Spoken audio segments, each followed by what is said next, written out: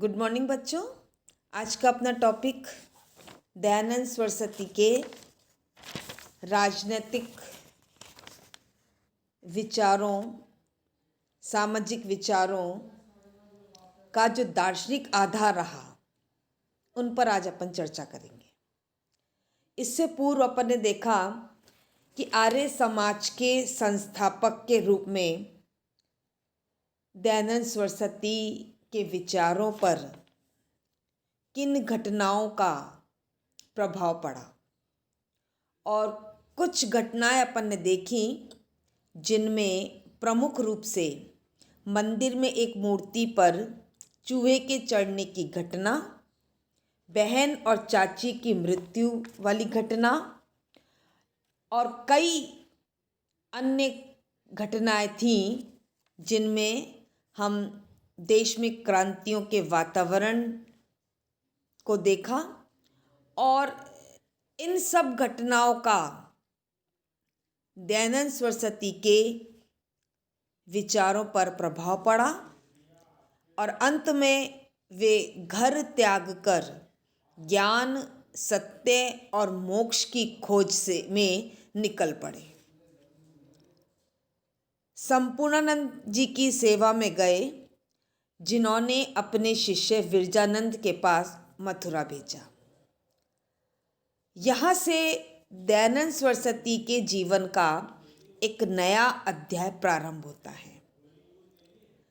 गुरु दक्षिणा के रूप में विरजानंद जी ने उन्हें अज्ञान और अंधकार को दूर करने और प्राचीन सभ्यता व आर्य ग्रंथों का प्रचार प्रसार करने के लिए कहा कि दक्षिणा के रूप में मुझे क्या दोगे कि तुम ज्ञान का जो अभाव है, यानी अज्ञान और अंधकार को दूर करने, और जो प्राचीन सभ्यता है, जो आर्य ग्रंथ हैं, उनका प्रचार और प्रसार करना है।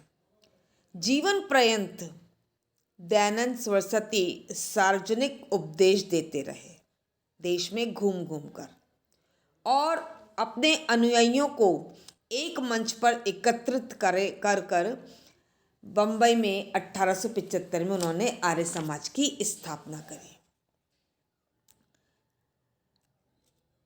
अंत में अजमेर में 30 अक्टूबर 1883 को उन्होंने अपने प्राण त्यागे।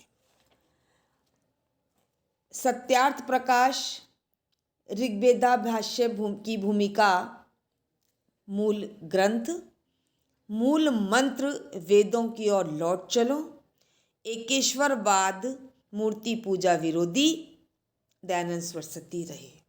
बाल विवाह, दहेज प्रथा, बहु विवाह का विरोध किया, विधवा विवाह और अंतर्जातीय विवाह का हमेशा समर्थन किया, और 18 वर्ष की आयु तक निःशुल्क और अनिवार्य शिक्षा पद्धति की बात करी, और नारी शिक्षा के प्रति वैदिक कन्या पाठशाला स्थापित करने की बात करी। इसलिए उन्हें भारत का मार्टिन लूथर भी कहा जाता है। जहाँ तक दयानंद सरस्वती के विचारों के दार्शनिक आधार का प्रश्न है, दयानंद सरस्वती एक आध्यात्मिक चिंतक, एक धर्म सुधारक और एक सच्चे समाज सुधारक थे।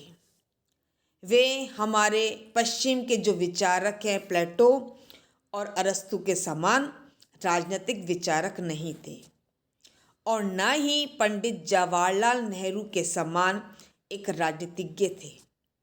उनका जीवन राजनीति में नहीं था, और न ही उन्होंने अपने सार्वजनिक जीवन में, अपने व्यक्तिगत जीवन में राजनीति को प्रमुखता दी।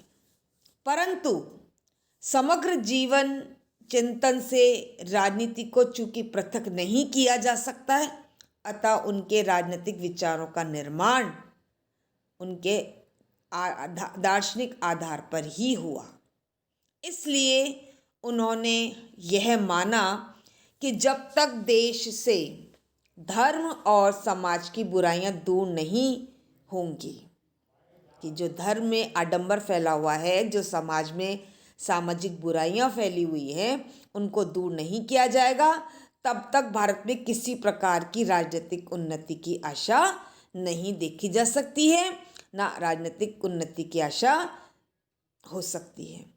अतः दयानंद सरस्वती एकेश्वरवादी, मूर्ति पूजा विरोधी और निराकार पूजक थे। इस पर भी उनका सर्वाधिक महत्वपूर्ण रूप हिंदू पुनरुत्थानवादी के रूप में सामने आया। जिस समय संपूर्ण भारत अंग्रेजों का मानसिक गुलाम बन चुका था, जो पूरा हमारा देश है वो किसका गुलाम है, किसकी गुलामी सह रहा है? अंग्रेजों की। और कौन सी गुलामी? मानसिक। उन्होंने भारतीय सभ्यता और संस्कृति के गौरवपूर्ण अतीत का स्मरण कराया। उन्होंने कहा कि वेदों की ओर लौट चलो। जब पूरा देश अंग्रेजों की गुलामी सह रहा है, उन्होंने इस समय, इस पीरियड में भारतीय सभ्यता और संस्कृति के गौरव में अतीत का स्मरण कराया, उनको याद दिलाया। और क्या कहा? भारतवासियों, देशवासियों, वेदों की ओर लौट चलो। ये मूल मंत्र उन्होंने भारतीय जनता को प्रदान किया।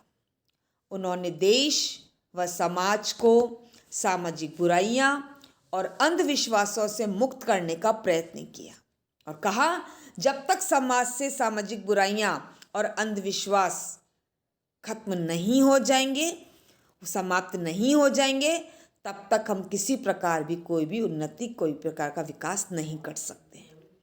उनका मानना था कि हिंदू धर्म और वेद अपरिवर्तनीय और ईश्वरीय हैं और वैदिक धर्म ही सत्य है, सार्वदेशिक है। वैदिक धर्म सत्य है और सार्वदेशी है। उन्होंने किसी नए धर्म का प्रतिपादन नहीं किया, बल्कि उनका आधार वेद ही था। तभी तो उन्होंने क्या नारा दिया? वेदों की ओर लौट चलो। वेद में धर्म ही नहीं, विज्ञान भी है। अतः उन्होंने आध्यात्मिकता और वैज्ञानिकता का समन्वय करने का प्रयास किया। उन्होंने आध्यात्मिक विकास को वैज्ञानिक और सामाजिक उन्नति का आधार माना कि यदि हमें वैज्ञानिक और सामाजिक उन्नति करनी है तो हमारा जो बेस है वो आध्यात्मिक होना चाहिए। इस कारण उनकी आलोचना भी हुई और आलोचक कहने लगे कि दयानंद जी भारत को पीछे की ओर ले जा रहे हैं। आरोप लगाए गए कि उन्होंने जो आध्यात्मिक विकास की चर्चा करी, वेदों की चर्चा करी, प्राचीन सभ्यता संस्कृति की बात करी, वैदिक धर्म की बात करी, तो आलोचक कह रहे हैं कि वो भारत को पीछे की ओर ले जाने की बात कर रहे हैं।